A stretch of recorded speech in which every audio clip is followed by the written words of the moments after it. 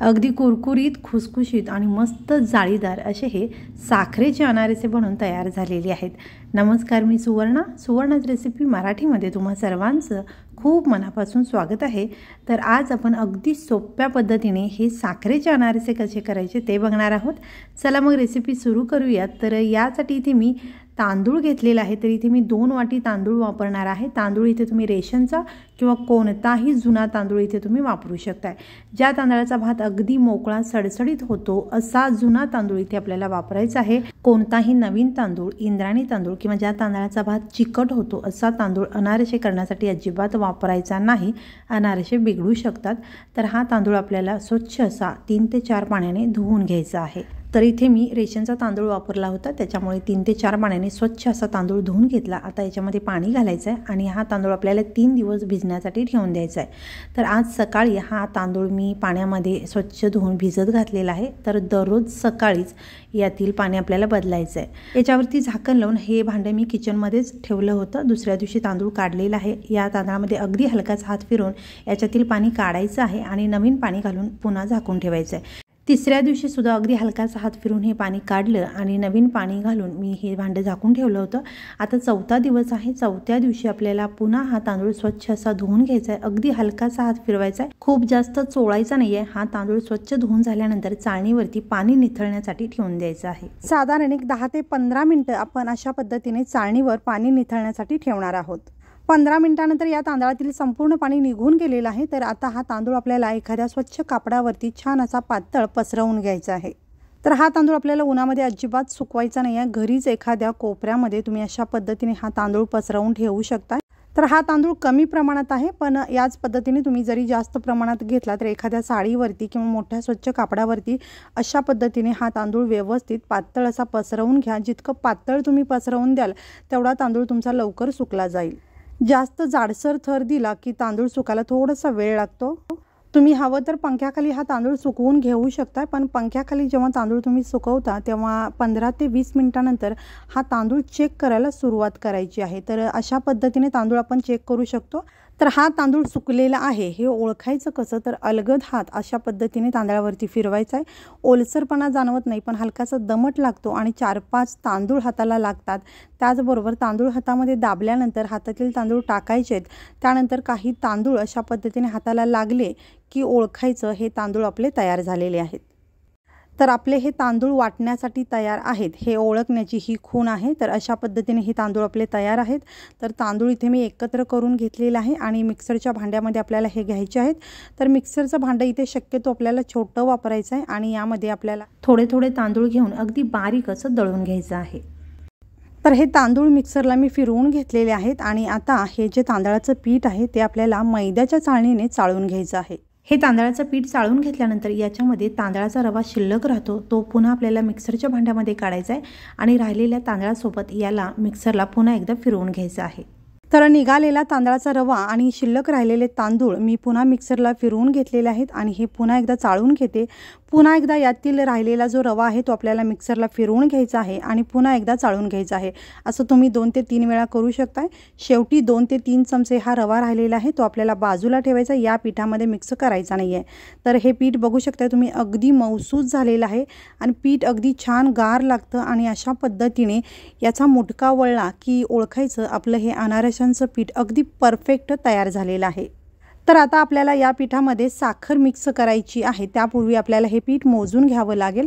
तर ज्या वाटीने मी तांदूळ मोजून घेतला होता त्याच वाटीने हे पीठ सुद्धा मी मोजून घेते। तर अशा पद्धतीने आपल्याला ही वाटी भरून घ्यायची आहे आणि हे मोजून घेतलेलं पीठ एका साईडला मी काढून घेते आणि राहिलेलं पीठ सुद्धा मी याच पद्धतीने मोजून घेते। तर इथे 2 वाटी हे पीठ भरलेलं आहे। तर आपल्याला साखर 1 वाटी घ्यायची आहे। तर इथे आपल्याला अखंड साखर न मोजता पिठी साखरच मोजून घ्यायची आहे। तर 2 वाटी पिठासाठी 1 वाटी पिठी साखर किंवा अजून एक प्रमाण मी तुम्हाला सांगते, इथे आपण 2 वाटी तांदूळ घेतला होता त्याच्यासाठी सुद्धा आपल्याला 1 वाटी इथे पिठी साखर घ्यायची आहे। ते मी 1 वाटी पिठी साखर घेतलेली आहे। अगदी हलकासा दाब देऊन ही 1 वाटी मी भरून पिठी साखर घेतलेली आहे। दाब न देता शिगोशिग वाटी भरून तुम्ही ही पिठी साखर घेतली तरी चालू शकतं। तर आता ही पिठी साखर व्यवस्थित आपल्याला या पिठामध्ये मिक्स करून घ्यायची आहे। तर हाताने तुम्ही हे मिक्स करत बसला तर अगदी 7 ते 8 मिनिटे लागू शकतात, पण आपण आता थोडंसं हे मिक्स करून घेऊया आणि यानंतर आपल्याला व्यवस्थित मिक्स होण्यासाठी इथे मिक्सरच्या भांड्याचा वापर करायचा आहे। यामध्ये अगदी पटकन ही साखर या पिठामध्ये मिक्स होते। तर संपूर्ण मिश्रण मी 2 भागामध्ये केलेलं आहे आणि अर्धा भाग हा मिक्सरला फिरवून घेतलेला आहे। याच पद्धतीने राहिलेला अर्धा भाग हा मी मिक्सरला फिरवून घेते। संपूर्ण हे मिक्सरला फिरवून घेतलेलं आहे आणि आता आपल्याला हाताने 2 ते 3 मिनिटे हे व्यवस्थित मिक्स करून घ्यायचं आहे आणि यानंतर याचा छान असा गोळा बनवून घ्यायचा आहे। तर इथे या सगळ्या मिश्रणाचे अनारसे जर तुम्ही एकाच वेळेला बनवणार असाल तर तुम्ही इथे एकच गोळा बनवून ठेवला तरी चालू शकतं, पण तुम्ही जर हे मिश्रण जास्त प्रमाणात बनवत असाल आणि तुम्हाला लागेल तसं हे पीठ घ्यायचं असेल तर अशा पद्धतीने तुम्ही याचे गोळे बनवून ठेवला तर तुम्ही गरजेनुसार याच्यातील 1 किंवा 2 गोळे काढून अनारसे हवे तेव्हा बनवू शकता। तर आता हे बनवलेले गोळे आपल्याला एखाद्या अशा डब्यामध्ये ठेवून द्यायचे आहेत। तर हे पीठ आपल्याला अगदी 20-21 दिवस मुरवण्याची अजिबात गरज नाही, अगदी परफेक्ट पीठ तयार झालेलं आहे। त्यामुळे 3 ते 4 दिवसात याचे अनारसे आपण बनवू शकतो। तर या डब्याला झाकण लावून हा डबा 3 ते 4 दिवसांसाठी किचनमध्ये ठेवायचा आहे, फ्रीजमध्ये नाही, फ्रीजच्या बाहेरच ठेवायचा आहे। आणि इथे मी 4थ्या दिवशी हा डबा उघडलेला आहे तर यातील हे जे पीठ आहे बघा छान असं मऊसूत झालेलं आहे। तर हे पीठ अगदी परफेक्ट असं मुरलेलं आहे आणि अनारशांसाठी हे पीठ आता परफेक्ट असं तयार झालेलं आहे। तर याचे अनारसे आता आपण करून बघूयात। तर या गोळ्यातील 2 गोळ्यांचे हे मी अनारसे बनवणार आहे आणि राहिलेला गोळा हा मी शिल्लक ठेवणार आहे। तर आता हे जे गोळे आहेत ते आपल्याला अशा पद्धतीने तोडून घ्यायचे आहेत। तर इथे दोन्ही गोळे मी अशा पद्धतीने तोडून घेतलेले आहेत आणि साखरेचे अनारसे बनवताना या पिठाला आपल्याला दूध टाकूनच मळून घ्यावं लागतं। तर इथे मी साधारण 3 ते 4 चमचे दूध घेतलेलं आहे, पण आपल्याला इथे 2 ते 3 चमचे दूध लागणार आहे, पण दूध टाकताना अगदी अर्धा चमचा टाकून मिक्स करून घ्यायचं आहे। तर इथे व्हिडिओमध्ये मी दाखवल्याप्रमाणे अगदी अर्धा चमचाच आपल्याला दुधाचा वापर करायचा आहे आणि मिश्रणाचा छान असा गोळा करून घ्यायचा आहे। तर इथे साधारण 2 ते 2.5 चमचे दूध टाकून या मिश्रणाचा मी अशा पद्धतीने गोळा बनवून घेतलेला आहे। तर इथे तुम्ही बघू शकता अगदी परफेक्ट असा या मिश्रणाचा गोळा बनून तयार झालेला आहे। अगदी सॉफ्ट आणि मऊसूद असा हा गोळा बनून तयार झालेला आहे। अनारसे थापण्यापूर्वी तेल गरम करायला ठेवलेलं आहे। तेलाच्या ऐवजी तुम्ही इथे तुपाचा वापर करू शकता। तेल खूप जास्त तापलेलं नसावं, गॅस मध्यमपेक्षा थोडंसं कमी असावा।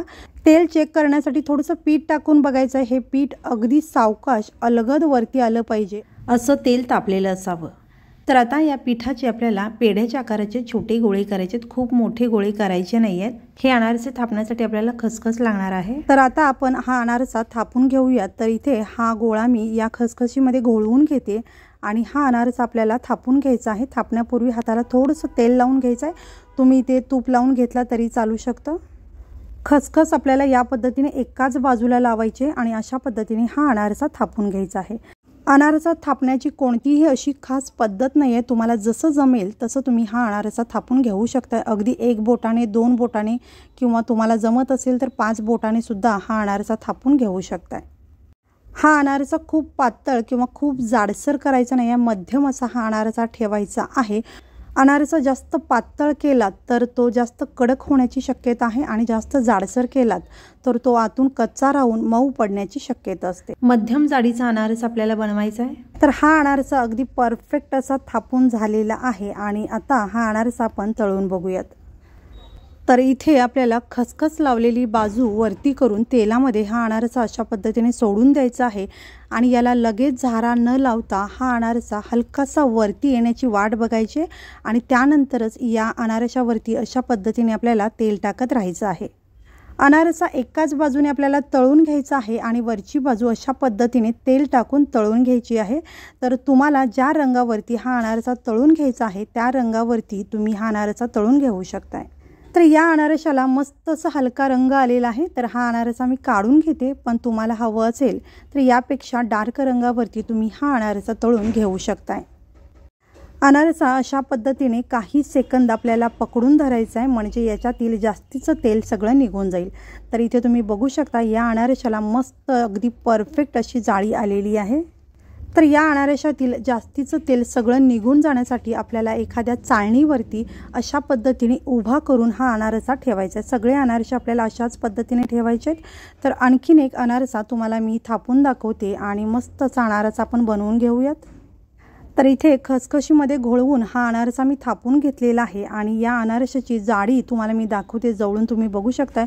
खूप जास्त जाडसर नाही आहे किंवा अगदीच पातळ नाही आहे, मध्यम असा अनारसा मी थापून घेतलेला आहे। आणि हा अनारसा सुद्धा आपण छान असा तळून घेऊया। तर खसखस लावलेली बाजू मी वरती केलेली आहे, अनारसा हलकासा वरती आलेला आहे आणि आता या अनारशावरती आपल्याला तेल टाकत राहायचं आहे आणि वरची बाजू मस्त हव्या त्या रंगावरती तळून घ्यायची आहे। तर हा अनारसा बघू शकता तुम्ही, अगदी मस्त टम्म फुगलेला आहे, मस्त याला जाळी आलेली आहे आणि अगदी छान रंग आलेला आहे। तर हा अनारसा सुद्धा मी काढून घेते। अनारसा तेलातून काढल्याबरोबर तो मऊसर असतो आणि चाळणीवरती आपल्याला असाच ठेवून द्यायचा आहे, काही सेकंदामध्ये तो छान असा कडक होतो। तर इथे तुम्ही बघू शकता सगळे अनारसे मस्त असे जाळीदार झालेले आहेत, अगदी मस्त पोकळ झालेले आहेत आणि अतिशय कुरकुरीत आणि खुसखुशीत असे हे अनारसे बनून तयार झालेले आहेत। तयार झालेले सगळे अनारसे आपल्याला जाळीवरती काही वेळासाठी तेल निथळण्यासाठी ठेवायचं आहे आणि त्यानंतरच आपण हे अनारसे काढून घेणार आहोत। तर इथे तुम्ही बघू शकता परफेक्ट असे हे जाळीदार साखरेचे अनारसे बनून तयार झालेले आहेत। तर याची जाळी तुम्ही जवळून बघू शकताय, अगदी मस्त जाळीदार कुरकुरीत आणि खुसखुशीत हे अनारसे बनून तयार होतात। तर या पद्धतीने अगदी परफेक्ट असे हे साखरेचे अनारसे जरूर बनवून बघा आणि तुम्हाला जर हा व्हिडिओ आवडला असेल तर व्हिडिओला लाईक, शेअर आणि चॅनलला सबस्क्राईब करा आणि हा व्हिडिओ पाहिल्याबद्दल खूप धन्यवाद।